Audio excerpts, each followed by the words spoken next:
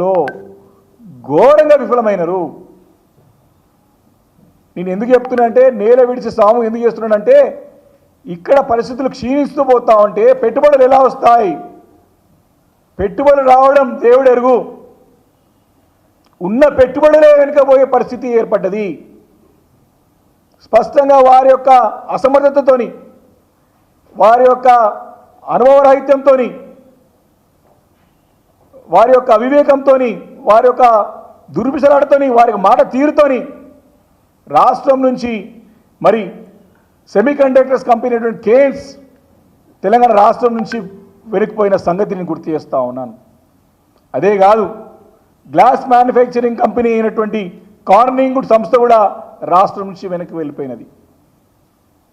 అంటే కొత్త పెట్టుబడులు, కొత్త కంపెనీలు, కొత్త ఇన్వెస్ట్మెంట్స్ దేవుడెరుగు ఉన్నాయి రాష్ట్రం నుంచి వెళ్ళిపోయినాయి వారి హయాంలో. గత సంవత్సరంలో రాష్ట్రంలో ఈరోజు పవర్ సప్లైలో అంతరాయాలు కలిగిస్తున్నారు. ఈరోజు అంతరాయాలు ఈరోజు distribution of power is not complete distribution, quality distribution of power is not being supplied. ఈరోజు చక్కగా విద్యుత్ సరఫరాలో మరి నిరంతర విద్యుత్, నాణ్యమైన విద్యుత్ గతంలో కేసీఆర్ హయాంలో ఏ రకంగానైతే పరిశ్రమలకు సరఫరా చేస్తుండేనో విద్యుత్ సరఫరా చేయలేకపోతోంది ఈ ప్రభుత్వం. నీటికి కటకటలు స్టార్ట్ అయినాయి, శాంతి భద్రతలు క్షీణిస్తూ ఉన్నాయి. ఈ పరిస్థితుల్లో ఇక్కడ నేల విడిచి స్వామి చేయడం అంటే, ఇక్కడ వదిలిపెట్టి ప్రపంచమంతా తిరిగి పెట్టుబడులు తెస్తా అంటే ఇలా పెట్టుబడులు వస్తాయని చెప్పేసి ఈరోజు మీ బీఆర్ఎస్ పార్టీ ముఖ్యమంత్రి గారు ప్రశ్నిస్తూ ఉన్నది. ఈరోజు వారి యొక్క విధానాలు, వారి యొక్క నిర్ణయాలు పరిశ్రమలని వ్యతిరేకించే విధంగా, పెట్టుబడిదారులని భయపెట్టే విధంగా, పెట్టుబడులని మరి నిరుత్సాహపరిచే విధంగా, ప్రోత్సాహకులు దేవుడెరుగు నిరుత్సాహపరచడం, వారిని వెనుక్కుపోయే విధంగా మాట్లాడడం, నిర్ణయాలు తీసుకోవడం మరి రేవంత్ రెడ్డి గారికి అనుభవం అంటే వారి అనుభవం లేదని స్పష్టంగా అర్థమవుతా ఉన్నది. మరి వారు చాలా స్పష్టంగా రాష్ట్రం యొక్క ఇమేజ్ని, మన తెలంగాణ రాష్ట్ర ప్రతిష్టని గతంలో కేసీఆర్ గారు దేశంలో నంబర్ 1 స్టేట్గా తీర్చిదిద్దితే ఆ రాష్ట్ర యొక్క ప్రతిష్టను దెబ్బతీసే విధంగా మాట్లాడడం. వారు కేసీఆర్ గారు ఎంతో కష్టపడి, రాత్రింబవళ్ళు కష్టపడి నిరంతర విద్యుత్, నీటి సరఫరా, చక్కటి శాంతి భద్రతలు, పెట్టుబడులకు అనుకూలమైన వాతావరణం సృష్టిస్తే వీరు వాటిని అంతా కూడా మరి దిగజారే విధంగా చేసినటువంటి మాటలు, ప్రయత్నాలు, నిర్ణయాలు స్పష్టంగా తెలంగాణ ప్రజలు గత సంవత్సరం అంతా చూసినారు. వారు సాక్షాత్ అసెంబ్లీ వేదికగా తెలంగాణ రాష్ట్రాన్ని క్యాన్సర్ పేషెంట్తో పోల్చినటువంటి మాటని ఇప్పటి కూడా ప్రజలు మర్చిపోలేకపోతా ఉన్నారు. మాటలేమో ఇక్కడ ఇట్లా మాట్లాడతాడు, అక్కడ పోయేమో పెట్టుబడులు కావాలంటాడు. ఎవరు నమ్ముతారు నిన్ను రేవంత్ రెడ్డి గారు అని చెప్పేసి ప్రశ్నిస్తారు తెలంగాణ ప్రజలు, బీఆర్ఎస్ పార్టీ. ఇట్లనే ఒక పత్రికా విలేకరు సమావేశంలో ఉన్న ఢిల్లీలో మీరు తీసుకునే నిర్ణయాల వల్ల, కొన్ని నిర్ణయాల వల్ల మరి మెట్రో ఎల్ఎన్టీకి నష్టం వాటిల్లుతుందంటే ఎల్ఎన్టీ సంబంధించినటువంటి సిఎఫ్ఓను, సిఇఓని కేసు బనాయించి కేసు పెట్టి బొక్కలు దోస్తా అని చెప్పి మాట్లాడినటువంటి ఈ ముఖ్యమంత్రి రేవంత్ రెడ్డి గారిని ఏ సంస్థ నమ్ముతుందని చెప్పి ప్రశ్నిస్తూ ఉన్నాం మేము ఈరోజు. ఈ రకమైనటువంటి లూజ్ టాక్ ద్వారా రాష్ట్రాన్ని మొత్తాన్ని ఆగమాగం చేసి పెట్టుబడులు రామంటే ఎలా వస్తాయి అని ఈరోజు ప్రశ్నిస్తూ ఉన్నాం. ఇది ఒకటే స్పష్టంగా మేము ప్రశ్నిస్తూ ఉన్నాం. ఈరోజు రాష్ట్రంలో పరిస్థితులన్నీ కూడా అయోమయానికి గురి చేసి, దిగజార్చి ఈరోజు విదేశీ పర్యటనల ద్వారా పెద్ద ఎత్తున పెట్టుబడులు తీసుకొస్తున్నామని చెప్పేసి ప్రచారం చేసి ప్రజలని మరోసారి మోసం చేయడానికి ప్రయత్నం చేస్తూ ఉన్నారు. వీరి మోసాలు ఒకటి కాదు, రెండు కాదు.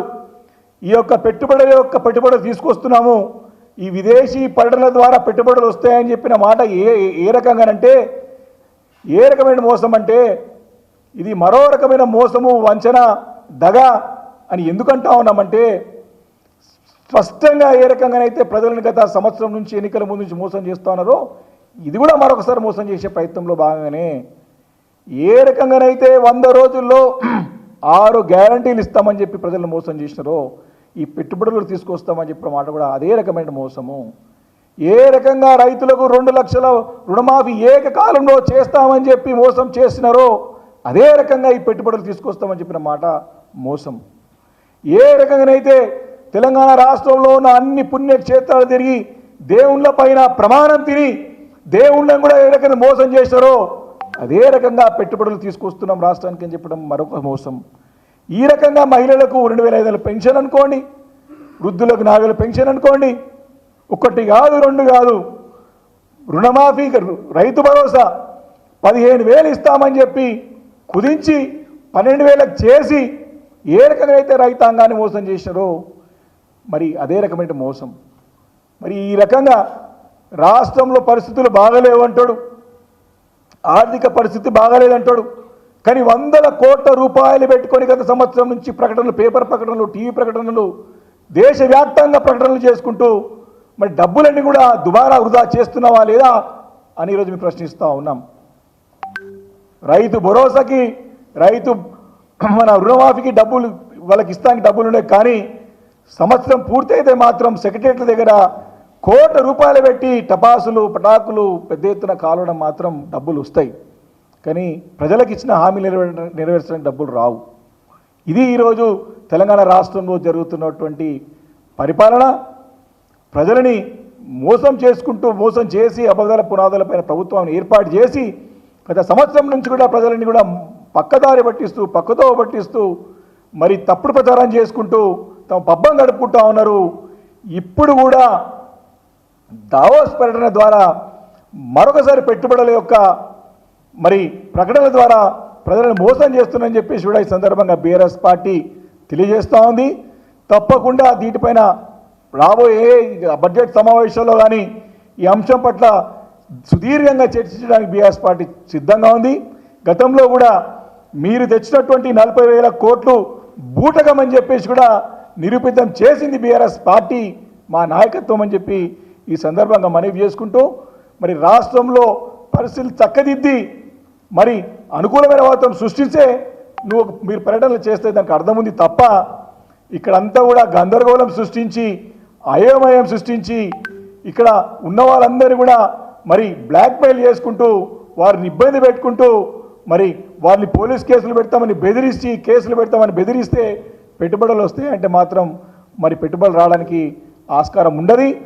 రాష్ట్రంలో స్థితిని, మా పరిస్థితులను చక్కదిద్దే ప్రయత్నం చేయాలి ముఖ్యమంత్రి గారి ముందు. మరి ప్రకటనలతోని ప్రజలను మోసం చేయొద్దని చెప్పేసి ఈరోజు బీఆర్ఎస్ పార్టీ ముఖ్యమంత్రి రేవంత్ రెడ్డి గారిని మరి ప్రభుత్వాన్ని హెచ్చరిస్తూ ఉంది. Thank you.